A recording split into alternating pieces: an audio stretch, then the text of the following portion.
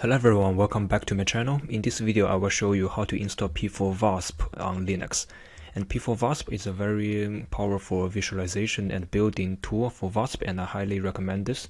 And you can see that you can plot DOS and band structure and structure with p4vasp, so it's a very handy tool.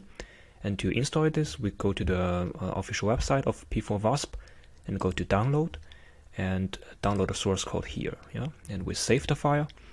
And this should be saved in the download directory, and then we can go to the documentation, get started, and it basically lists all of the steps that you need to do to install p4vasp. And the first thing is to decompress p4vasp, and we know that we downloaded the p4vasp to our downloads folder, and we want to decompress basically in the programs vasp folder. So you use the -c flag, and we can check that indeed in the programs vasp folder we have another folder called p4vasp, and we have everything inside. Okay, and the second step would be we need to install all of the Ubuntu dependencies.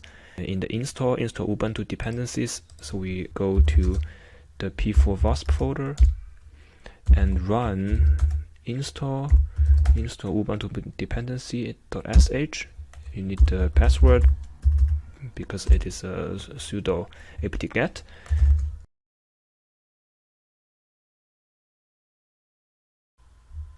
Okay, so now it is done, and we can just type in install local because we don't want to use the root permission.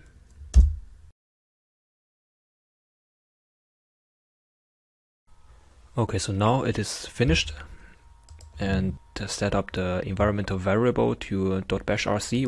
Okay, we check whether everything is alright in the .bashrc file. bashrc. And you see that they automatically add the last line here to export the environmental variable to .bashrc. Probably it doesn't work now because we need to source .bashrc. Okay, now it should work. And p4v, so you see that the command line is called p4v, and it starts the p4v program.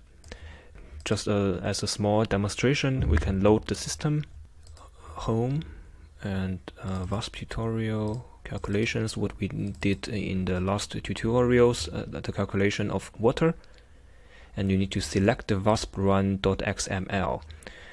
I will introduce you the input files and output files of VASP later, but just know that outcar is the usual output file that contains everything, but vasp run.xml is the output file that is in a special format. And you need to pass that format file into p4vasp. So we just press OK and show, and you see that indeed we have a water molecule in the box.